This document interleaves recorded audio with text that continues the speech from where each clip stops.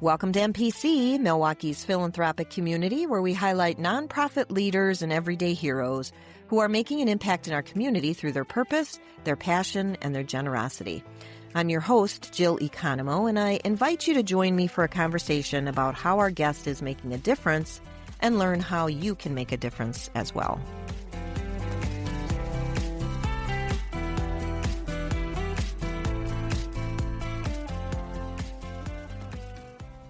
What if addiction wasn't seen as a weakness, but as a disease? In Wisconsin, more than 1,000 lives are lost to opioids every year. And in Milwaukee County, the crisis is claiming a generation. It's time to talk about breaking stigma and saving lives. Joining me today is George Moore, founder of the G4 Recovery Foundation, and Kevin Roach, who is a board member. Their goal, or their mission, is to fight the opioid epidemic and help people seek treatment without shame. Welcome to the show today, George and Kevin. Thank you, Jill, for having us. It's nice to be here. I'm happy to have you here and learn more about the organization. Stats today are staggering around this issue.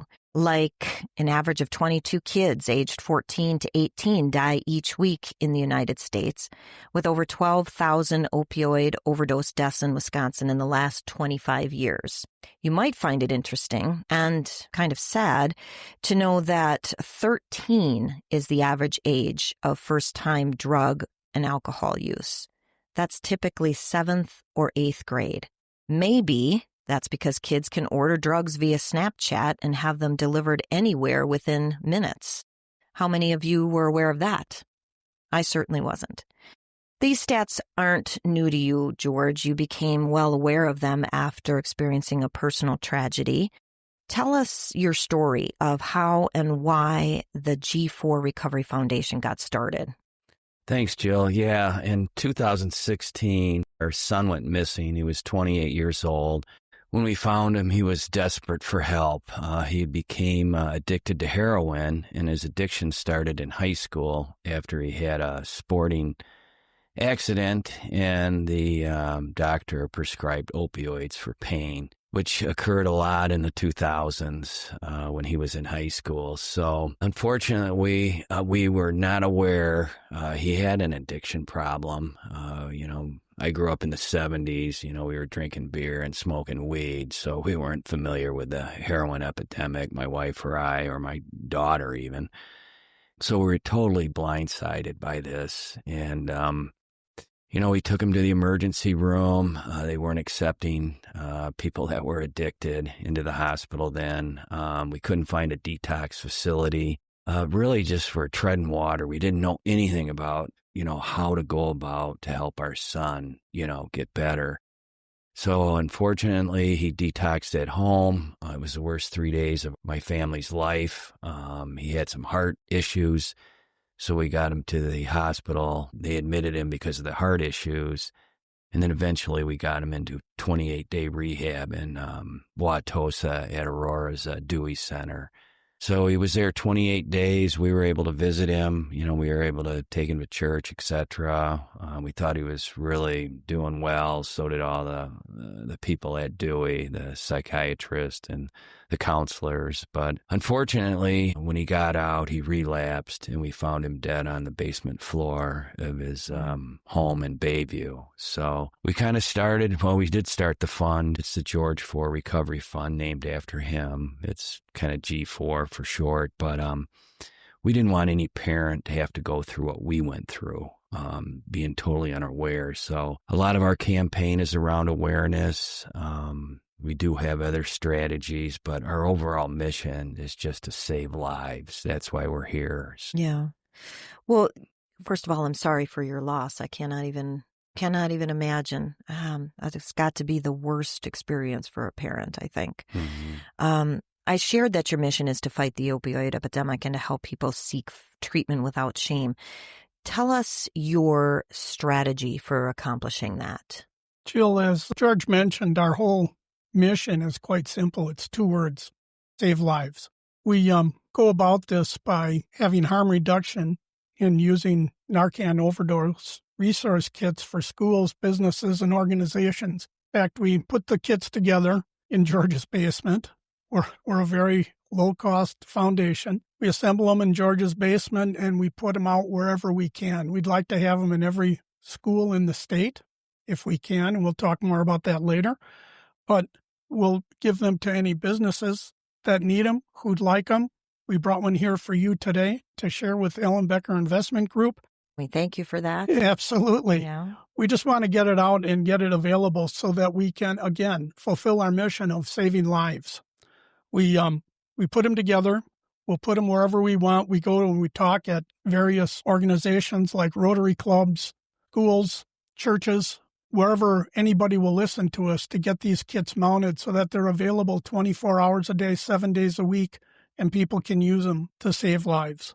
We've placed about 400 Narcan kits in about 265 locations around the state. So we're not just Waukesha County or Milwaukee County or anything. We've got 12 kits up in a school system in Onalaska. We've got them in Burlington.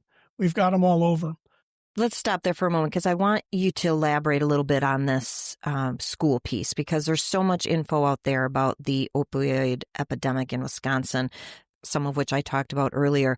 But tell us or elaborate on how it's especially impacting our school children. Well, we're finding that kids are dying every day in around the country. High school kids, middle school kids, college kids are dying every day.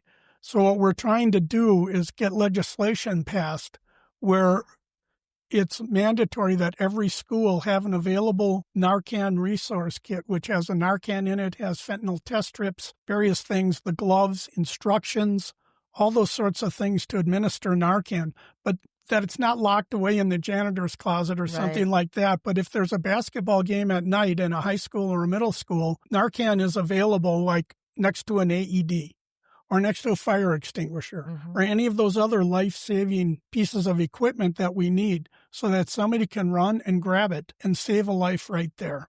Yeah. And as I said before, the average age is 13 of a first-time drug or alcohol user. 7th or 8th grade. That just blows my mind. So we need to make sure that every school in the state, across the country actually, has these kits readily available. Tell us about your rehab assistance efforts in Wisconsin. Yeah, after George got out of Dewey, we started working with other rehab facilities and primarily sober living because what we really found out is 28 days isn't enough for inpatient recovery. You know, we found out analyzing data that if a person out of 28 days can stay 6 to 8 months in a sober living environment on campus with support, with programming, you know, they can come and go in a dormitory type environment. They have a relapse rate that goes from 90% to 50%. Wow. So we fund that, and we put in tens of thousands of dollars to different rehab facilities in Waukesha and Milwaukee County so people can stay longer and hopefully don't relapse and enter back into society as a productive person as they go through sobriety. Okay. What do you work with government agencies and legislators on drug addiction programming and laws? Yeah, we do. We lobby over in Madison. We've been doing that for probably about 4 years. We meet with senators and assemblymen. We have a policy advisor in the governor's office we work with. We're connected with DPI, Department of Public Instruction. They do many grants, addiction grants for schools. They apply. Anyone who gets a grant can have as many Narcan overdose resource kits as they want. We email information out to them. But the good news is that 3 years ago, there was only 42 applied for. The next year, 44. Last year was 92. So schools are getting it. They know they need drug education. There are no laws around mandatory evidence-based drug education in schools. Obviously, we're trying to promote Narcan accessible at all times in schools. We've been working with legislation. We've had a bill in the last session that didn't get out of the Republican caucus. We're trying again this year. It's a tough road over in Madison to get something done. Well, how do we compare with other states? Not well. Yeah, no, well, that's a good question. We've analyzed a lot of data. I'd say we're in the bottom tier. That's probably being nice. We really haven't had a substantial law on drug addiction in 15 years. Probably the major one was 3 years ago when we decriminalized fentanyl test strips. But, all states had done that. We don't have mandatory education. We don't have mandatory Narcan in schools like 28 other states. We don't have any 3-5-day opioid prescription protocols like 43 states have. Other states require people to lock up their controlled substances in their homes, like pharmacies have to do. So we could definitely do a little better job. And we'll talk a little bit more about that, actually, how everybody can help. I've heard that opioid overdose deaths are down for 2024. Why do you think that is? Well, it's because of the proliferation of Narcan. The harm reduction is kind of like the first thing to go after. That's what can save someone's life when they overdose. So the proliferation of Narcan in the communities over the last 2 years is just been incredible. Vending machines, overdose resource kits like we provide. There's vending machines? Yes. Really? Yeah. There's 19 or 20 in Milwaukee County. There's probably 8 in Waukesha County. They're spread throughout the state. We sponsor one at the Lighthouse where they have AANA and CA meetings. So it's really Narcan is the first response that's saving people. And a good example is in 23, Milwaukee County had 560 overdose deaths. Well, they had over 5,500 overdoses that Narcan was used, and that's reported. EMTs, hospitals, etc. It's probably triple that on the unreported side. So wow, Narcan's a lifesaver, and if you can save someone's life, he has a chance to live and become a productive individual. That would be the goal for sure. Correct. Okay, so opioid overdose deaths are down, due in large part to the use of Narcan. I understand that you, George, and your wife, Cindy, were motivated to start something to bring awareness to this issue and to honor your son, George's legacy. Stay tuned to hear all about it after a short commercial break. We'll be right back. You're listening to MPC, brought to you by Ellenbecker Investment Group. At EIG, we are committed to education. That's why we host seminars throughout the year covering topics like Medicare, estate planning, real estate investing, caregiving, personal finance, and more. And the best part? They're open to everyone. Curious about what's coming up? Visit ellenbecker.com/events and join us. We'd love to see you there. Welcome back. I'm your host, Jill Economo, and I'm talking today with George Moore, founder of G4 Recovery Foundation, and Kevin Roach, board member. So, George, you and your wife, Cindy, did something to bring awareness to this issue of opioid overdose deaths and what can be done about it, and also to honor your son, George's legacy. Tell us what you did and what motivated you to do it? Well, it was primarily we didn't want any parent to be in our shoes and be totally unaware. So that's why we were really big on awareness campaign. We have social media. We actually hired a guy that does it on Facebook, Instagram, and LinkedIn. We have a website that's extremely informative. You can get Narcan overdose resource kits on there. You can find out what type of legislation we're seeking to hopefully get passed over in Madison. What is that Facebook site, just so people know? So anyone can just go to our George4recoveryfund.org website and learn more about our organization and find our social media outlets as well. So okay, just in case somebody's listening and they want to pop over there while in the middle of this interview, they can check it out, and we'll mention that again at the end. But so continue with your awareness campaign and this narcanforschools.com. We met with 16 different senators in the last 6 months, and some of the questions were around awareness. So we decided to start a statewide telephone survey. And we looked at other data, and we just asked two questions when we made the phone calls. One was we stated 22 high school kids die every week in the U.S. and over 150 fatalities reported over the last 8 years in Wisconsin. And we asked them just about their awareness level about school overdoses. And a lot of people weren't aware of the problem. So then we talked to a little bit about Narcan and how it can save lives and how we're trying to get legislation passed where Narcan's accessible 24/7 in all public and private schools. So then we asked them, would you be in favor of that? And 85% of them, which pretty much matches up with the national average of 83%, said yes. And some were astounded that it wasn't already legislated.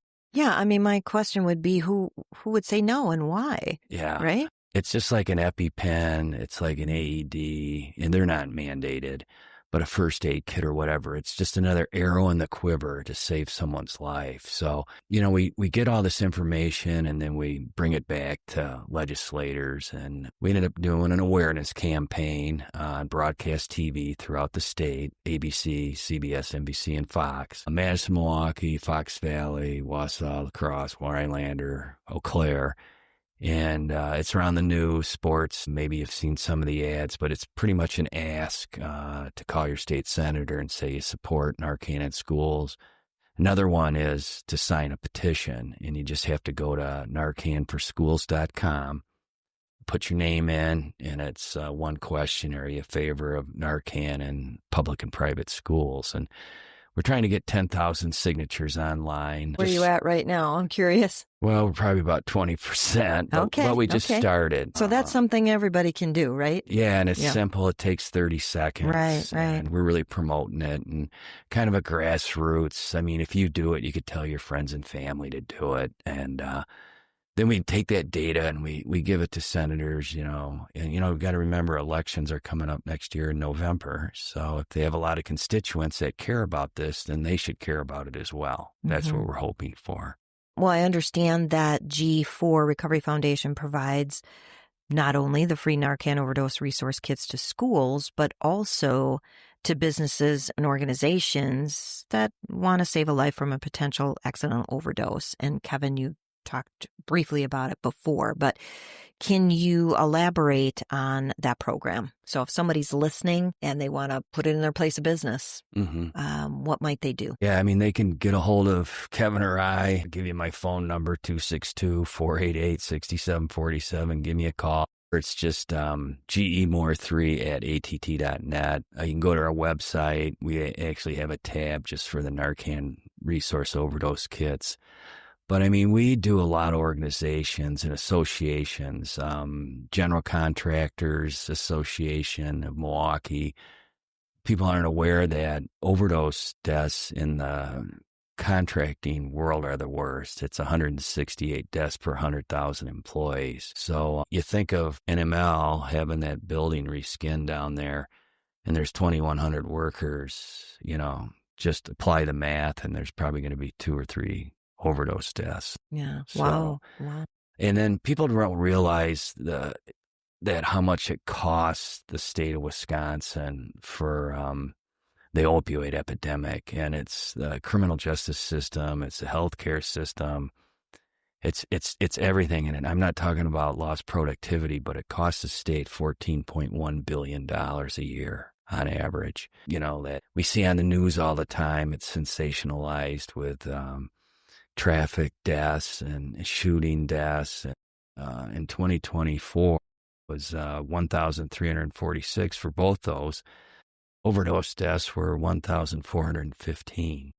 So, I mean, it's not being brought to people's awareness through the media. Yeah. Okay. So that's why we started the broadcast TV campaign throughout the state. Yeah. We might be doing billboards in the near future. So we raise money through friends and family, businesses. We do a golf outing. And do you have a donate button on your website? yes, we do. Okay. All right. You can hit that.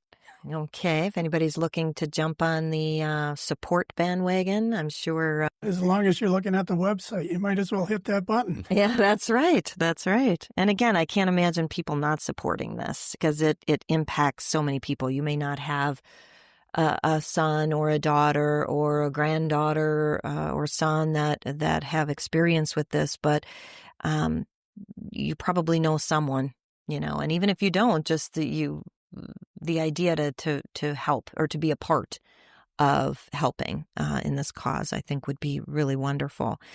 Well, I think that people, they may have their own assumptions about the why behind addictions. George, what are your thoughts on who or what is to blame for your son's overdose death?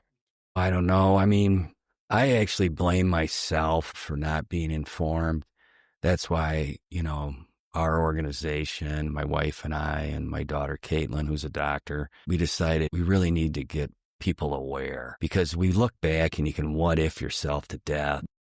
Oh. There were signs, after you learn about it, after you talk to, some of his friends, what was going on at parties back then, it was all alcohol and oxy at these parties. So we blame ourselves, but, there's still 2.5 million opioid prescriptions that are prescribed in the state of Wisconsin, 40% by surgeons and orthopedic surgeons, 9% by dentists. In Minnesota, you can't even prescribe an opioid if you're a dentist. So why is a dentist prescribing opioids, for a toothache, really? So, Big Pharma, they started it all in 95, Purdue, Johnson & Johnson, and others saying that opioids, are not addictive to cure pain, versus occupational therapy, physical therapy, et cetera. So that's why we have all this money, through the lawsuits to help, awareness and get Narcan out